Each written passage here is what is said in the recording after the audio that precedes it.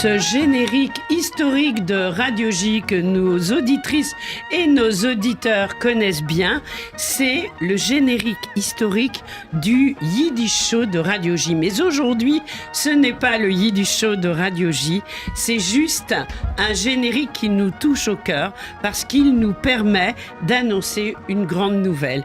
Cette grande nouvelle, pour nous l'annoncer, j'ai deux invités en studio.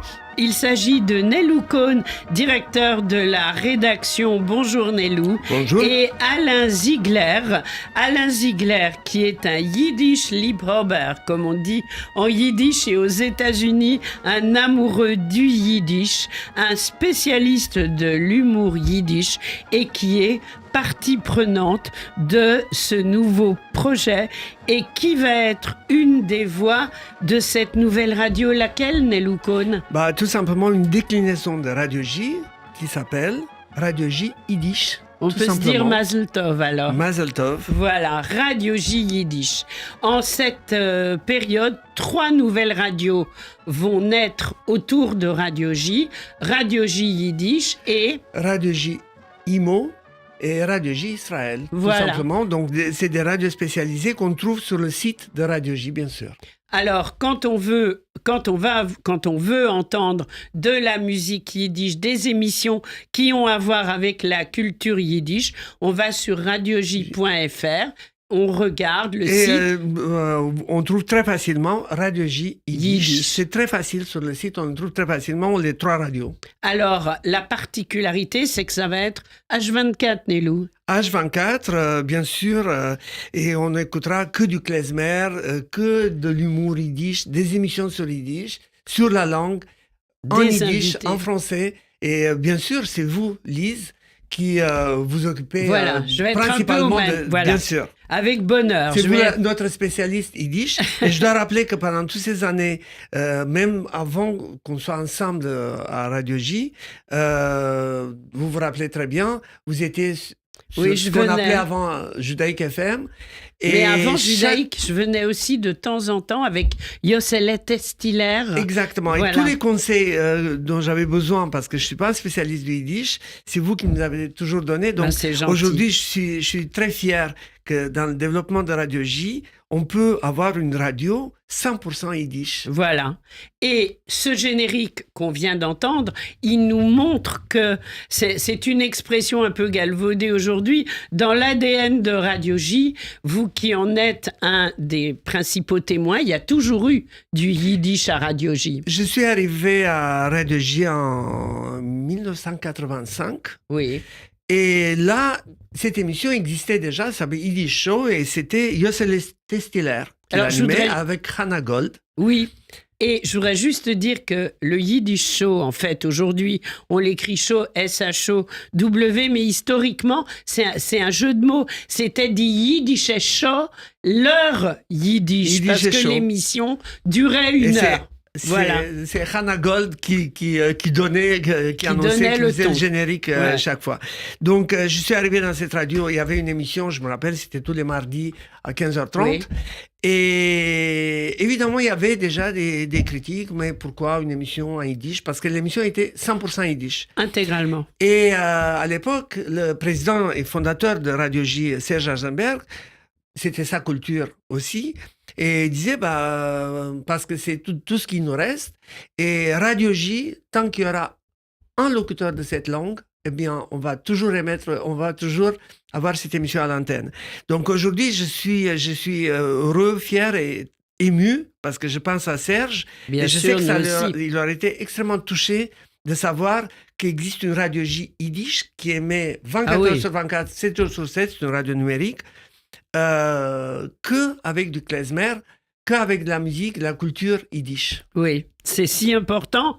Et faut quand même dire, Nelou, que vous êtes à l'origine du coup, entre guillemets, puisque c'est vous qui avez eu cette idée de Radio J Yiddish au départ, ce dont on vous est bien sûr très reconnaissant. Alors, on va donner la parole à Alain Ziegler.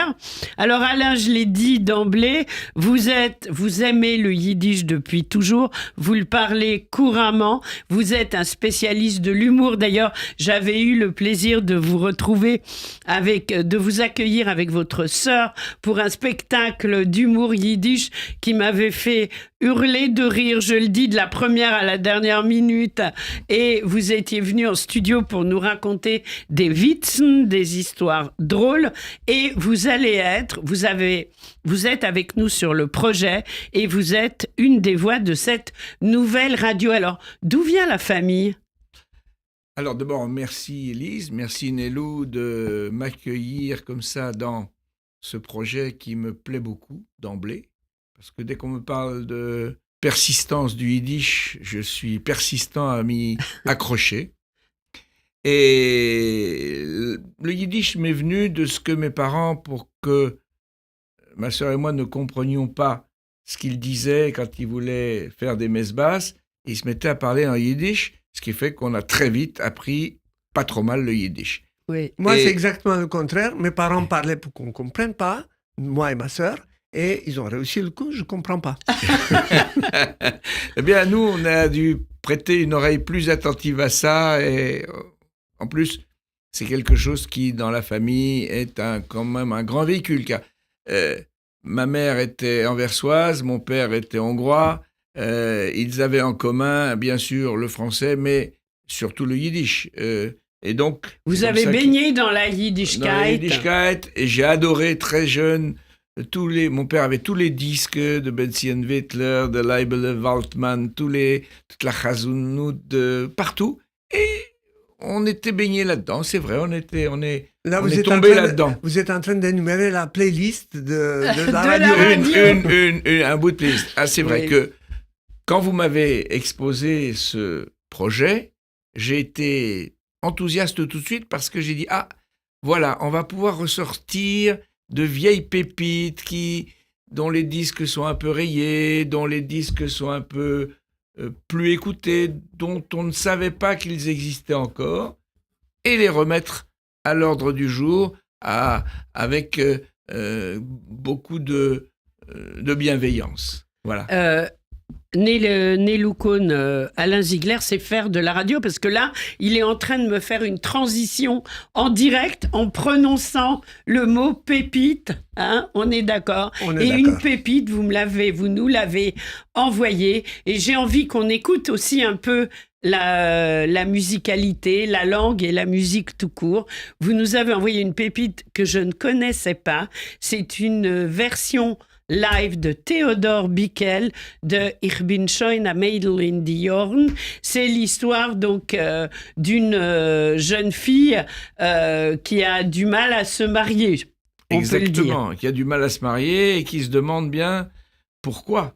Et comment c'est il se fait. C'est ça? Voilà. Non, c'est voilà. Non, la chanson. Non, c'est une des filles. Oui, c'est une des filles. Voilà, exactement. On va écouter tout de suite, histoire de se mettre bien dans l'ambiance, cet extrait de Theodor Bickel, une des pépites que Alain nous a déjà offerte. Avec plaisir.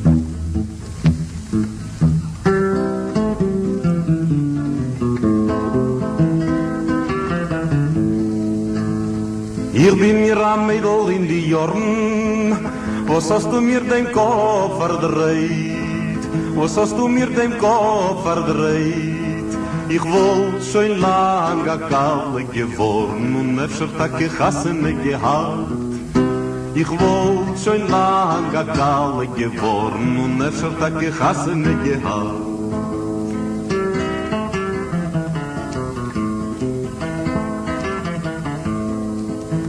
Und Tomer geht es dir in Naden, die Mame wird verkäufen die Stieb, die Mame wird verkäufen die Stieb. Tolo mir beide Chassene hoben, weil ich hod dich also lieb. Tolo mir beide Chassene hoben, weil ich hod dich also lieb.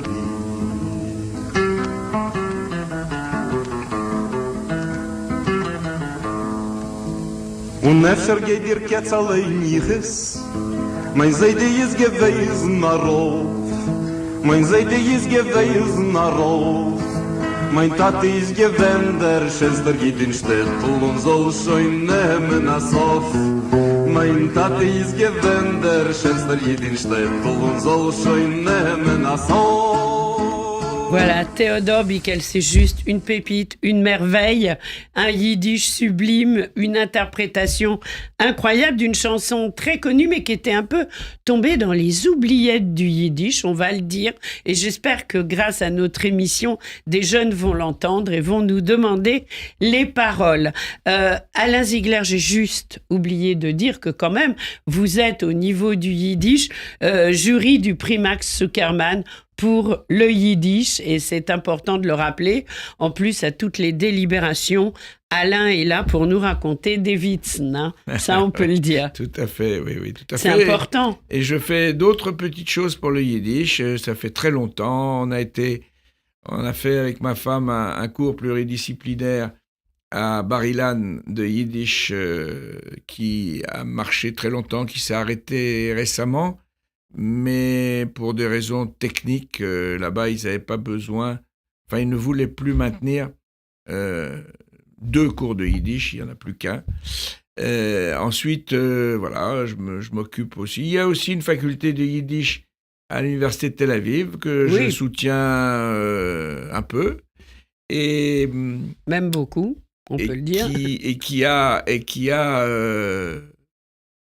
dernièrement, à part le fait que ces facultés de yiddish dans les grandes universités israéliennes servent à apprendre du yiddish, elles sont d'emblée fréquentées par les gens à qui il manque des points pour leurs examens.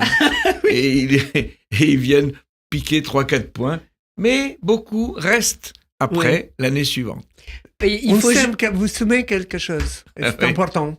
Et en plus de tout, il faut savoir qu'en ce moment même, en Israël, il se passe énormément de choses au niveau du yiddish. On aura l'occasion d'en reparler sur cette nouvelle Radio J yiddish qu'on trouve donc sur le site de Radio J. Nelou Cohn, quelle va être la programmation de cette radio? Mais évidemment, d'abord des pépites. Comme Alain vient de nous en présenter une, et du klezmer classique du début du XXe siècle jusqu'à aujourd'hui, des artistes israéliens, Chava Alberstein qui chante en yiddish, Mike Burstein, Yom, des artistes d'aujourd'hui, des jeunes groupes d'aujourd'hui, et ça, vous êtes la spécialiste parce que c'est vous qui les recevez toujours dans le studio de Radio J.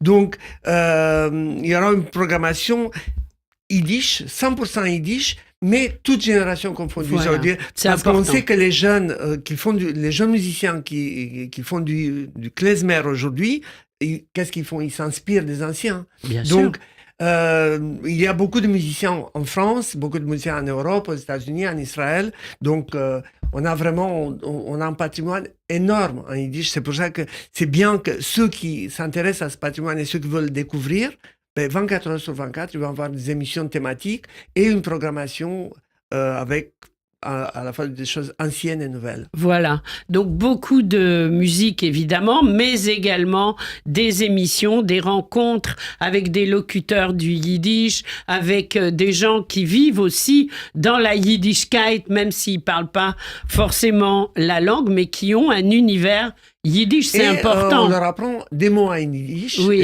C'est vous qui le faites. Il y aura le mot yiddish qu'on retrouvera systématiquement et celui qui est sur Radio J habituellement le dimanche matin, il sera programmé évidemment sur la radio.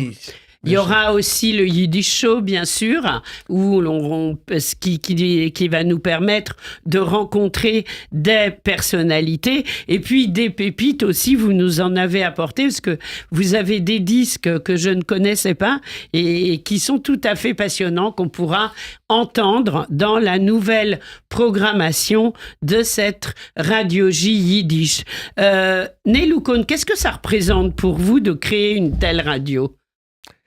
Comme je vous ai dit tout à l'heure, une grande émotion, une pensée encore une fois pour Serge Aschenberg qui a créé cette radio, Radio J, et qui aujourd'hui, s'il avait été là, il aurait vraiment, je suis sûr qu'il aurait été très très fier. Oui, bien sûr. Je pense qu'il aurait eu cette idée. C'est vrai. Alain. Je crois, j'ai bien connu Serge Ah oui. Schulem et il était voisin, on était voisins. Nous avions nos bureaux tout près des siens, de là où il habitait plus exactement. Et à chaque fois, il me disait « Qu'est-ce que tu penses du yiddish qu'on fait ?» Et je lui disais « Il est triste comme un wagon. » Mais on s'est toujours mis d'accord pour faire en sorte que ça soit pérenne et ça allait rester. Et puis, à vrai dire, je suis plus pour le yiddish qui est allé du shtetl à Broadway et ensuite à Hollywood que pour le yiddish qui vient exhumer... Abraham Goldfader oui, simplement. oui, des choses qui viennent...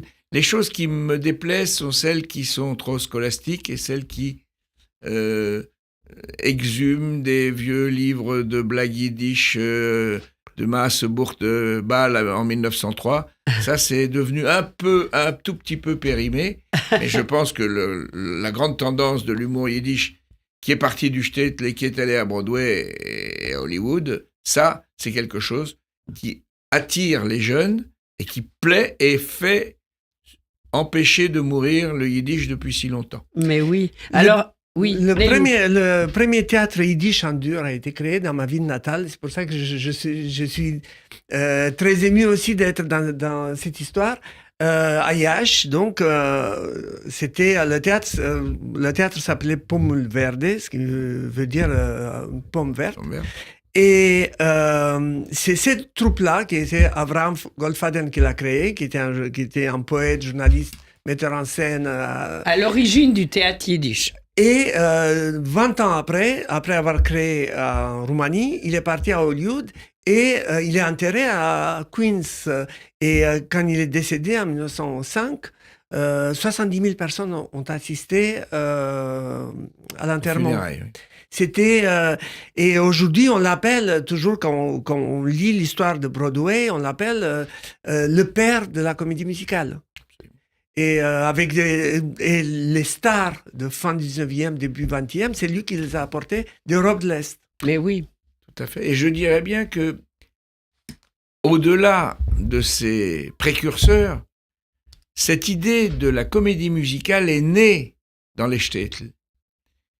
Les tsars et autres dirigeants commençaient à s'apercevoir que le théâtre yiddish prenait un peu trop de place dans les villes. Et ils essayaient de l'interdire. Et ils ont essayé de l'interdire. Ils ont dit, on n'a plus le droit, les Juifs ne peuvent pas faire du théâtre. C'est interdit. Les Juifs ont réfléchi et ils ont dit, on va inventer de la chanson. Oui. Et ils ont inventer vraiment, au sens propre du terme. Et au cœur des Purim Spiel aussi, de ces pièces de théâtre de Purim. La comédie musicale a été inventée par les gens du théâtre yiddish à qui on venait d'interdire de faire le théâtre parlé. Est-ce qu'on peut dire que quand on interdit le yiddish par la porte, le yiddish rentre par la fenêtre? Et comment? Oui. Et il existe aujourd'hui en Roumanie toujours un théâtre yiddish à Bucarest. Oui. Et il y a un théâtre yiddish à Tel Aviv. Oui. Tout à fait, la Yiddish Biene qu'on rêve de voir venir à Paris. Alors, justement, Alain Ziegler, quand on s'est réunis la première fois tous les trois, vous nous avez dit, moi, je veux une radio qui soit pas triste, qui soit dynamique, qui soit sympa. Et souriante. C'est ce qu'on essaye de faire avec vous, bien sûr. Cet amour de l'humour, c'était déjà dans la famille? Ah oui. Oui, mon père était un grand conteur. Oui. Et il racontait des blagues. Alors, comme ça me plaisait bien, j'ai fait un peu pareil. Et il m'arrive au niveau tout simple, tout bête de la paroisse. Parce que des émissions et des réunions paroissiales, j'avais commencé à faire ça avec des gens de Lozé, de l'Orte, des enfants cachés, etc. Et on avait un tel succès avec ma sœur, nous étions jeunes, j'avais attiré ma sœur là-dedans, et on était jeunes, entre guillemets, puisqu'on devait avoir la trentaine ou la quarantaine. On est toujours jeunes avec le yiddish, oui, je mais rassure tout. À 30 et 40 ans, on paraissait très très jeunes pour des gens qui parlaient le yiddish à peu près couramment. Ça étonnait énormément les rescapés. Et ils n'en revenaient pas.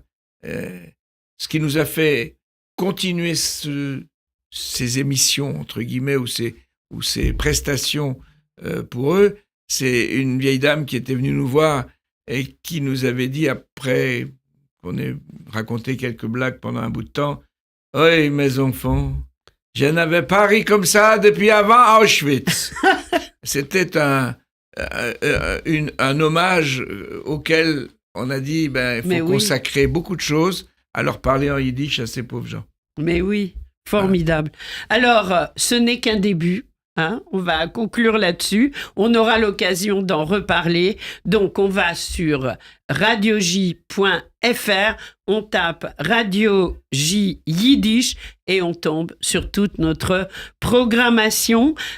Moi, j'attends que votre sœur revienne à Paris, elle est en Israël, et qu'on refasse une émission d'humour. C'est quand vous voulez et ce sera pour radioj.fr, Alain. Avec plaisir. Bien, avec grand plaisir, et j'en parlerai à ma sœur qui sera arrivée dans le studio avant moi. D'accord. Et Nélou, alors Alain nous a apporté une première pépite, et vous, il y a un morceau yiddish que vous adorez, très traditionnel, c'est la version des Barry Sisters de Baimir Bistouchen. Bon, on termine là-dessus. Dans l'énergie et dans la joie du yiddish. Merci d'avoir été avec nous. Merci à vous. Tous les deux. Merci beaucoup à tous les deux aussi.